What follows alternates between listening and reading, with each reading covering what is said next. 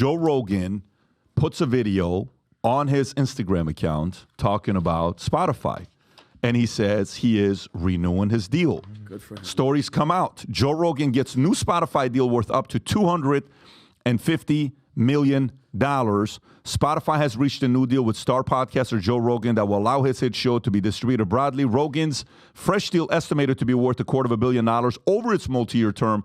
According to people familiar with the matter, involves an upfront minimum guarantee plus a revenue sharing agreement based on ad sales. Under the new licensing agreement, Spotify will sell ads for and distribute the Joe Rogan Experience across several platforms, including a video format on YouTube, which is kind of interesting. And I like that, by the way, because you would want to grow the YouTube audience as well. I don't think the YouTube side was maximized for Rogan, and I'm glad they're doing it this way. So whether it was Rogan's camp negotiating that or Spotify's camp doing that, good for them.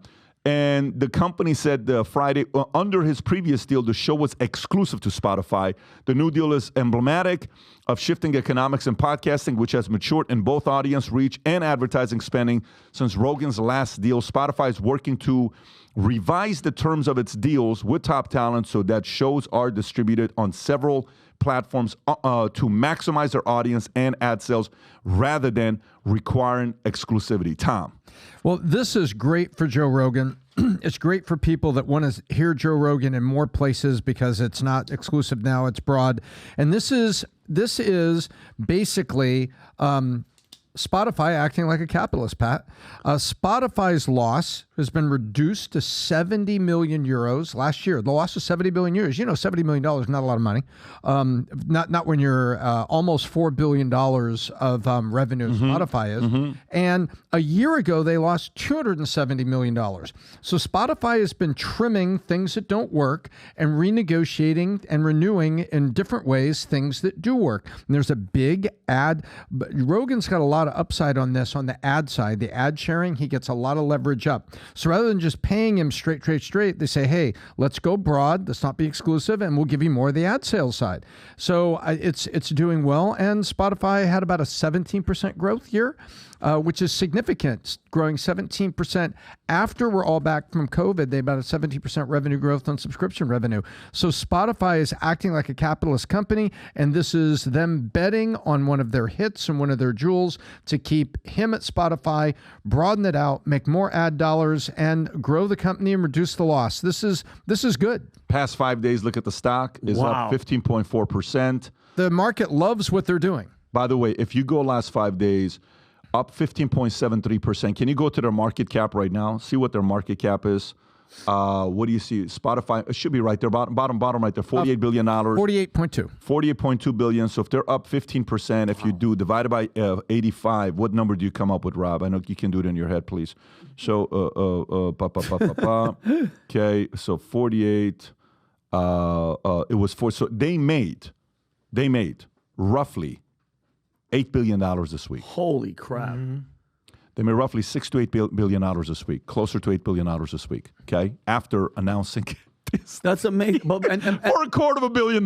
Yeah, and I mean, and you know, because you know Joe very well, like, and it couldn't happen to a cooler, they call it the Joe Rogan Experience because it's an experience. He's not only a comedian, he's teaching you, you're learning this, you're finding out about history, and he's not afraid to talk to anybody. He'll have anybody on there. And then when they Except for Trump. Yeah, well, we'll talk about that later. But and yeah, dude, I mean, we still got our bet going, right? You know, our bet is still happening. But what a necessary voice. And just like, you know, you sing it with Elon, that when you're that awesome and you're that popular and you're not scared of everything and you're letting people hear the truth, they got to come after you. And I love the fact that him and Spotify, the CEO, kind of were like, okay, and they just brushed over it. I'm shocked to see what to me, next. This is the least shocking news ever. Because I remember 2020 when we were in Dallas starting PBD Podcast, there was breaking news. It was right in the middle of COVID, maybe June of 2020, I want to say. And it was like breaking news. Joe Rogan's leaving YouTube, going to Spotify. $100 million deal. Yeah. Right? Yeah. We're like, what the hell? This is what? Yeah. It was shocking. Yep. Turned out it was actually a $200 million deal. Yeah. So we didn't even have the numbers right because he kind of slow played that. But to me, this is the equivalent, like in sports, just locking down your star. Whether it's Mahomes signing with the Chiefs, whether it's Joe Burrow with the Bengals, whether it's Giannis with the Bucks, you're locking down your star. There's going to be some sort of hometown discount for loyalty because he could go elsewhere and get more money. But to me, Joe Rogan seems to be a creature of habit. He keeps his circle very tight. He's very loyal. Don't forget, Daniel Ek had his back during everything with COVID. So I think that this was inevitable and good for Joe. I tell you what, again, sometimes I go into restaurants, and it's such a bad thing, and I say that I'd love to run a restaurant one day and just treat customers royally, and use data and paying attention and a little bit of being nosy in when people are talking to see how can make their day a better day. Shout out to Will Guidera, Unreasonable Hospitality. Just because curious what it is. I'd love to one day run a sports team just to see what it's like. In a past life, I would have loved to have been an agent representing certain talent, certain people, right? Managing certain talent, being an agent, negotiating on their behalf. I knew of a deal that could have gone Joe $350 million. Okay? Yeah. Oh. And by the way, here's a part you got to realize, okay? Why Joe is very different and very unique. Spotify knows they have a great deal here. Spotify knows they underpaid. And, it's important for Spotify to know you're getting somebody that's still very young. How old is Joe, by the way? 56? 56 years old. He's 56 years old, and if I'm right, that's crazy. Can probably whoop the average 25-year-old's butt. I'm just happy to hear that 56 is still considered pretty young. Joe can beat the shit out of all of us in this room at the same time. But the point with this is gorilla. But the point with this is the fact that even though he could have gotten that kind of money, he stays, shows a lot about his character. You don't want to be an athlete that plays for 4 different teams. Like for example, let's just use NBA.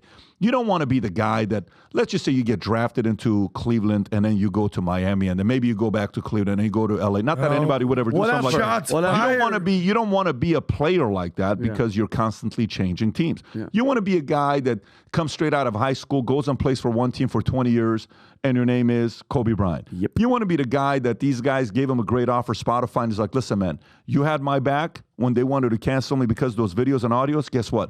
I'm going to have your back, and you don't forget. Those types of people who remember when you had their back to come back and do that for you, and it's not just about money, you got to salute. Respect to them. I think Spotify won, and I also think Rogan won because now the audience will be able to see it not only on Spotify, but also on YouTube. Don't know how they're going to structure that, but I think it's a great negotiation, great deal, and they weren't solving for money only. They were solving for growth, expansion, future, partnership, and I like that. I think the meeting was probably, and by the way, just so everybody knows, I have not spoken to Joe about this deal, not this much, 0. So it's not like I know anything about the deal. He hasn't called me about the deal. We haven't talked about the deal, nothing. Nothing that is just about the fact that I know I had one offer for him.